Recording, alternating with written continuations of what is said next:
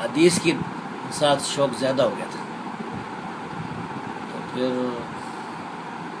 میرے پاس عربی دوست بھی آنے شروع ہوئے. پھر ہم چلے گئے شیخ بدی کے پاس کچھ عرصہ رہے. پھر دوبارہ گیا محب اللہ شاہ صاحب کے پاس.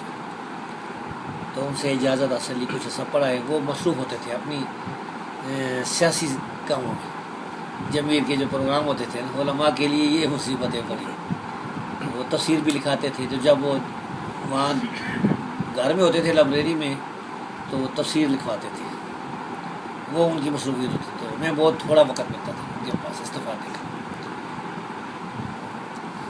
پھر کیونکہ میں انگلش بھی کر چکا, میں عربی بھی کر چکا تھا پنجاب یونیورسٹی سے, اور ایم اے اردو بھی, ایم اے اسلامیات بھی.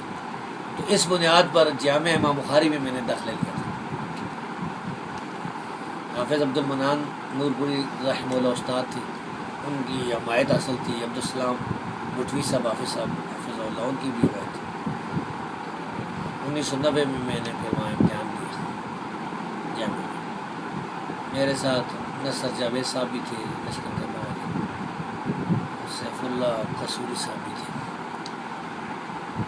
تو الحمدللہ پوری جامعہ میں پہلی پوزیشن میری تھی. وفاق بھی پھر کر لیا سلفی. یہ باقی جو حدیث کی اجازات ہیں وہ مختلف علماء سے حاصل کیے میں نے.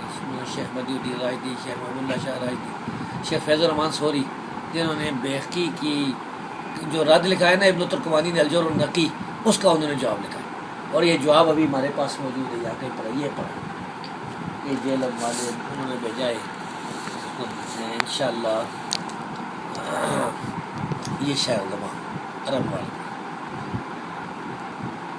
اس کے علاوہ مولانا طاولہ حنیب و جامع صاحب, ان سے بھی میں نے اجازت لی. شیخ عبدالغفار حسن رحمانی صاحب, ان سے بھی لی. حافظ عبد الرحمن نورپوری صاحب سے بھی لی. شیخ ابوالرجال سودروی تھے, میرے استاد تھے. مولانا صدیق سرگودی صاحب کے شاگرد تھے, ان سے بھی لی. ان سے بلکہ میں نے بہت پڑھا ہے, بہت فائدہ اٹھایا. مولانا صدیق صاحب سے میری ملاقات ہے, میں گیا تھا سرگودے, اور ان سے بہت سی باتیں اسماء الرجال کی پوچھی تھی, موجودہ معاصرین کے بارے میں. اس زمانے میں مجھے شوق تھا پڑھنے, تو میری کتاب انوار سبیل میں لکھی ہوئی ہے ساری.